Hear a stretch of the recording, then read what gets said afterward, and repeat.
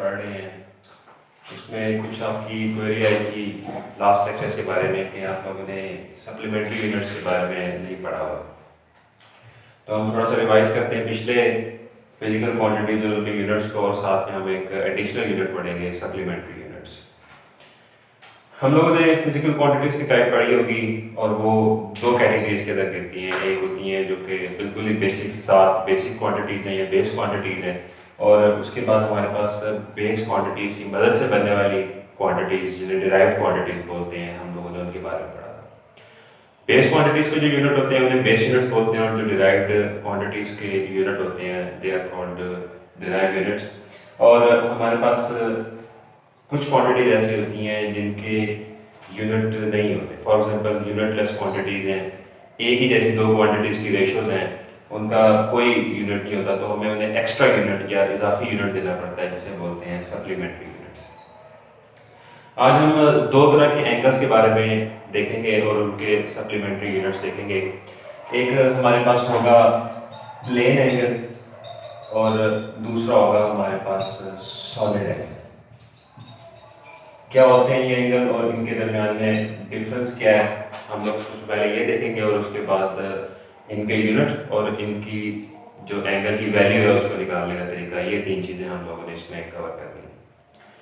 Object हमारे पास हमेशा दो तरह के होते हैं, या तो हमारे पास टू डायमेंशनल ऑब्जेक्ट होते हैं जैसे कि एक सर्कुलर ऑब्जेक्ट या एक ओवल ऑब्जेक्ट, या फिर हमारे पास एक थ्री डायमेंशनल ऑब्जेक्ट होता है जैसे कि हमारे पास एक स्फीयर है, वो हमारे पास एक थ्री डायमेंशनल ऑब्जेक्ट होता है।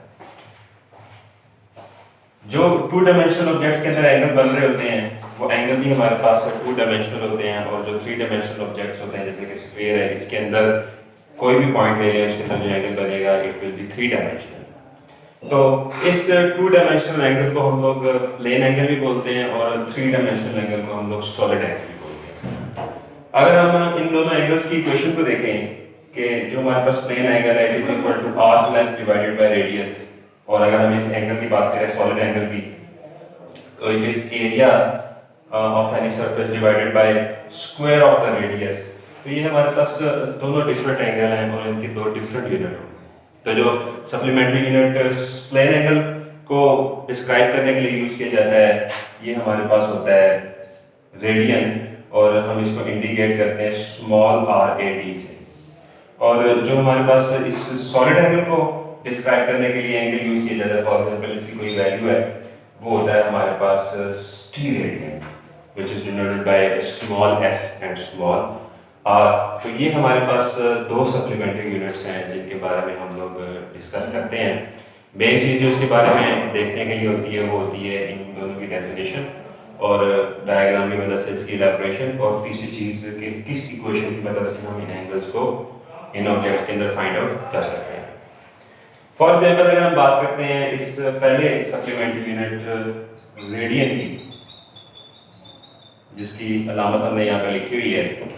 अगर मैं इस सर्कल के अंदर देखूँ तो इन दो पॉइंट्स के दरमियान में जो आर्क लेंथ है जैसे वो हमारे पास एस है, इसका रेडियस हमारे पास आर है, और जो एंगल इस दो पॉइंट्स के दरमियान में बन रहा है वो हमारे पास अगर थीटा है, तो हमारे पास जो रेडियन है वो डिफाइन किया जाएगा कि जब भी हमारे पास इन दो पॉइंट्स के दरमियान में जो आर्क लेंथ है जब भी वो इस रेडियस ऑफ द सर्कल के बराबर होगी, तो हमारे पास जो एंगल बनेगा वो हमारे पास 1 रेडियन होगा। सो 1 रेडियन अगर हमारे पास डिफाइन करना आ जाए तो हम इसकी मदद से 2 रेडियन 3 रेडियन या फिर एनी मच रेडियन हम इसको डिफाइन कर सकते हैं।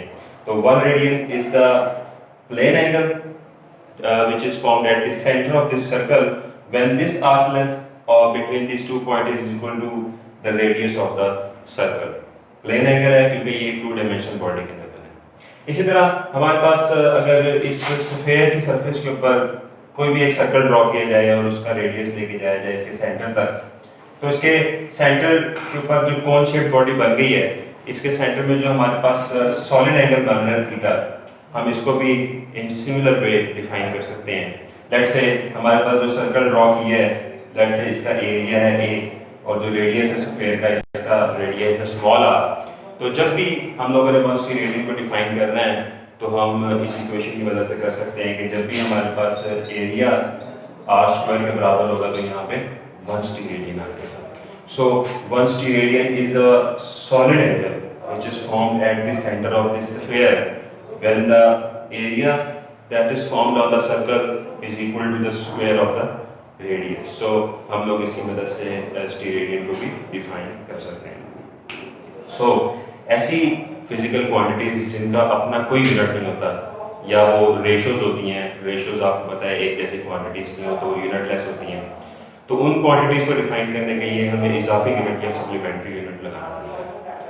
दो तरह के एंगल जो कि दो डिफरेंट तरह की बॉडीज के अंदर बनते हैं, हम लोगों ने उसके लिए दो डिफरेंट यूनिट पढ़े हैं, one is radian and one is steradian, और हमने उनको डायग्राम की मदद से इलेबोरेट किया और इक्वेशन की मदद से हमने उनको डिफाइन भी किया. वन स्टीरेडियन या वन स्टीरेडियन सॉलिड एंगल है या फिर प्लेन एंगल है, 3 डायमेंशनल बॉडी के अंदर बन रहा है या फिर 2 डायमेंशनल बॉडी के अंदर बन रहा है, यही इन सब चीज़ों के दरमियान में डिफरेंस होती है. So this is all about the supplementary units. इस लेक्चर के दूसरे पार्ट में हम लोग देखेंगे एक new topic which is precision and accuracy. तो ये दोनों डिफरेंट चीज़ें हैं, हम लोगों ने सबसे पहले इनको डिफाइन करना है और उसके बाद हम लोगों ने कुछ न्यू प्रिसीजन्स निकालनी हैं, एक्यूरेसीज निकालनी है, जिसकी मदद से हम डिफाइन कर सकेंगे कि अगर हमारे पास जो भी क्वांटिटी आई है हम उसके अंदर प्रिसीजन को कैसे बढ़ा सकते हैं या फिर हम उसकी एक्यूरेसी को कैसे बढ़ा सकते हैं. लेकिन सबसे पहले मिक्सअप नहीं करना, हमें ये पता होना चाहिए कि प्रिसीजन और एक्यूरेसी ये दो डिफरेंट चीज़ें होती हैं और ये दोनों डिफरेंट चीज़ों के ऊपर डिपेंड करती हैं. ज़रूरी नहीं होता कि प्रिसीजन ज़्यादा है तो तभी एक्यूरेसी ज़्यादा होगी, या फिर किसी भी इंस्ट्रूमेंट की प्रिसीजन कम है तो उसकी वजह से उसकी एक्यूरेसी भी कम हो जाएगी. ये दोनों डिफरेंट क्वान्टिटीज होती हैं. अगर हम बात करें प्रिसीजन की, तो ये जो प्रिसीजन है ये डिपेंड करती है एक इंस्ट्रूमेंट की एक खास क्वांटिटी के ऊपर, जिसे हम आम लफ्जों में लीस्ट काउंट बोलते हैं. और लीस्ट काउंट आप लोगों को डिफाइन किया गया होगा कि ये वो क्वांटिटी होती है, ये वो मिनिमम क्वांटिटी होती है जो कि एक इंस्ट्रूमेंट मेजर कर सकता है. बिलो लीस्ट काउंट अगर हम मेजर करने की कोशिश करेंगे तो हमारे पास एरर इंक्रीज होगा. तो लीस्ट काउंट या प्रिसीजन या फिर इसको एक और टर्म भी यूज करते हैं विच इज एब्सोल्यूट अनसर्टेनिटी. सो हमारे पास लीस्ट काउंट, एब्सोल्यूट अनसर्टेनिटी और जो प्रिसीजन है ये हमारे पास एक ही चीज़ के 3 नाम हैं. अगर मैं देखता हूँ कि अगर मीटर रॉड की बात करता हूँ तो हमारे पास उसकी प्रिसीजन होती है 0.1 सेंटीमीटर. अगर मैं एक वर्नियर कैलिपर की बात करता हूँ तो मेरे पास उसकी होती है 0.01 सेंटीमीटर. अगर मैं एक माइक्रोमीटर स्क्रू गेज की बात करता हूँ तो मेरे पास होती है उसकी 0.001 सेंटीमीटर. हम देखते हैं कि मीटर रॉड की जो प्रिसीजन है वो ज़्यादा है, वर्नियर कैलिपर की मीटर रॉड से कम है, और जो स्क्रू गेज है उसकी सबसे ज़्यादा कम है. और दूसरी चीज़ जो हम नोट कर रहे हैं कि स्क्रू गेज में इशारिये के बाद जो या डेसिमल पॉइंट के बाद जो नंबर ऑफ डिजिट्स हैं वो as compare to vernier caliper या फिर मीटर रॉड ज़्यादा है. तो ये दोनों चीज़ें हम लोग किसी भी चीज़ की प्रिसीजन को मेजर करने के लिए यूज़ कर सकते हैं. जिस चीज़ की प्रिसीजन जितनी ज़्यादा कम होगी, जैसे कि इस वक्त स्क्रू गेज सबसे ज़्यादा कम है, उसके डेसिमल पॉइंट के बाद नंबर ऑफ डिजिट्स उतने ही ज़्यादा आ जाएंगे और वो उतनी ही ज़्यादा प्रिसाइज क्वांटिटी को मेजर करेगा. तो अगर मैं एक प्रिसाइज मेजरमेंट की बात करता हूँ तो मुझे ये पता होना चाहिए कि प्रिसाइज मेजरमेंट वही इंस्ट्रूमेंट कर सकते हैं जिसकी प्रिसीजन सबसे ज़्यादा कम है. इस वक्त स्क्रू गेज की लीस्ट काउंट की प्रिसीजन सबसे ज़्यादा कम है as compare to vernier caliper या फिर मीटर रॉड. तो इस वक्त सबसे ज़्यादा प्रिसाइज मेजरमेंट एक स्क्रू गेज ही मेजर करेगा. लेकिन हमारे पास जो एक्यूरेसी है ये हमारे पास टोटली डिफरेंट क्वांटिटी है. एक्यूरेसी सीधी डिपेंड करती है एरर के ऊपर. अगर हमारी क्वांटिटी में एरर जितना ज़्यादा है उसकी एक्यूरेसी उतनी ही ज़्यादा कम होगी. ये number of digits after decimal point इसके ऊपर डिपेंड नहीं करती, उसके ऊपर प्रिसीजन डिपेंड करती है. एक्यूरेसी डिपेंड करती है हमारे एरर के ऊपर, और एरर जितना ज़्यादा होगा हमारे पास एक्यूरेसी उतनी ही कम होगी, और एरर जितना कम होगा एक्यूरेसी उतनी ही ज़्यादा होगी. किसी भी क्वांटिटी की एक्यूरेसी क्या है या फिर वो कितनी ज़्यादा एक्यूरेट है ये 2 डिफरेंट क्वांटिटीज के ऊपर डिपेंड करता है. एक है हमारे पास फ्रैक्शनल अनसर्टेनिटी और दूसरी होती है हमारे पास परसेंटेज अनसर्टेनिटी. अगर हम किसी भी क्वांटिटी की परसेंटेज अनसर्टेनिटी या फिर फ्रैक्शन अनसर्टेनिटी निकाल सकते हैं तो हम उसके एरर के बारे में मालूमात लगा सकते हैं, और अगर हमें एरर की क्वांटिटी पता चल जाए तो हमें एक्यूरेसी के बारे में पता चल जाता है। अगर हम किसी भी रीडिंग, फॉर एग्जांपल मैंने एक मीटर रॉड की मदद से रीडिंग ली है, किसी चीज़ का रेडियस मालूम किया और वो है हमारे पास 2 centimetre plus minus least count, तो अगर मैंने इस क्वांटिटी की फ्रैक्शन अनसर्टेनिटी निकालनी है तो हमेशा मैं लीस्ट काउंट को ऊपर रखूंगा और नीचे रीडिंग पे रख के डिवाइड कर दूंगा। फॉर एग्जांपल 0.1 डिवाइडेड बाय 2, तो ये मेरे पास इस चीज़ की फ्रैक्शनल अनसर्टेनिटी होगी जो कि आप लोग कैलकुलेटर की मदद से निकाल सकते हैं। इसी तरह अगर मैंने परसेंटेज अनसर्टेनिटी निकालनी है तो मैं इसी क्वांटिटी को जस्ट मल्टीप्लाई कर दूंगा 100 से, तो मेरे पास जो भी आंसर होगा वो परसेंटेज के अंदर आ जाएगा। तो सबसे पहले हमें पता होना चाहिए कि हम फ्रैक्शनल अनसर्टेनिटी किसी भी क्वांटिटी के अंदर या फिर परसेंटेज अनसर्टेनिटी या फ्रैक्शनल अनसर्टेनिटी को कैसे निकाल सकते हैं। ये दोनों क्वांटिटीज किसी भी रीडिंग के अंदर जितनी ज़्यादा होंगी हमारे पास एरर भी उतना ही ज़्यादा होगा, और एरर हमें पता है जितना ज़्यादा होगा एक्यूरेसी उतनी ही ज़्यादा कम होगी।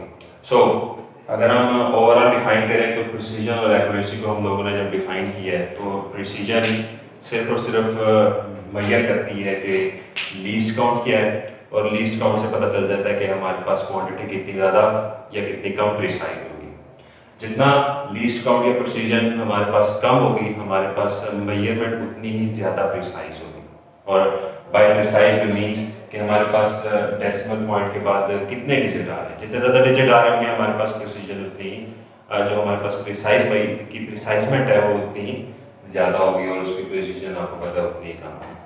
जो एक्यूरेसी है किसी भी क्वांटिटी की वो डिपेंड करता है कि उसके अंदर एरर कितना है। एरर जितना कम होगा एक्यूरेसी उतनी ज़्यादा होगी, और एरर कितना ज़्यादा या कितना कम होगा हम उस क्वांटिटी की फ्रैक्शनल और परसेंटेज अनसर्टेनिटी निकालने के बाद उस चीज़ को निकाल सकते हैं। अगर आप टेक्स्ट बुक में देखेंगे तो आपको 2 डिफरेंट इंस्ट्रूमेंट्स के बारे में बताया गया होगा, एक मीटर रॉड से ली गई क्वांटिटी और एक वर्नियर कैलिपर। आप अगर उसकी फ्रैक्शनल और परसेंटेज अनसर्टेनिटी को कंपेयर करेंगे तो आपको पता चल जाएगा कि इनमें से कौन से ज़्यादा प्रिसाइज है और कौन से ज़्यादा एक्यूरेट है। अगर आप लोग देखेंगे तो हमारे पास वर्नियर कैलिपर ज़्यादा प्रिसाइज होगा, बट मीटर रॉड के मुकाबले उसकी एक्यूरेसी थोड़ी सी कम होगी। जो गिवन डेटा आपकी बुक के ऊपर आप उसके मुताबिक इन एग्जांपल्स को, और सबसे पहले इसको डिफाइन किया जाएगा।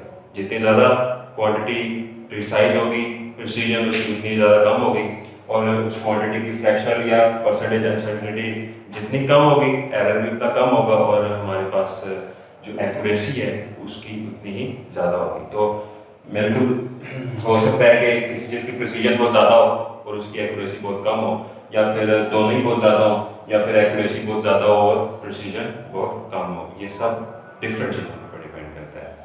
सो that's all for today, lecture का part number 1 and this is the lecture's part number 2। आप लोग इसको ज़रूर पढ़िएगा, रीड कीजिएगा, और अगर आपको मज़ीद कोई क्वेरीज हुई इसके बारे में, क्वेश्चंस हुए या आपकी कोई मिसकंसेप्शंस वगैरह हुई, तो एनी कन्फ्यूजन आप लोग अपने इस ग्रुप के अंदर बता सकते हैं और उसको सॉल्व किया जाएगा। थैंक यू, अल्लाह हाफ़िज़।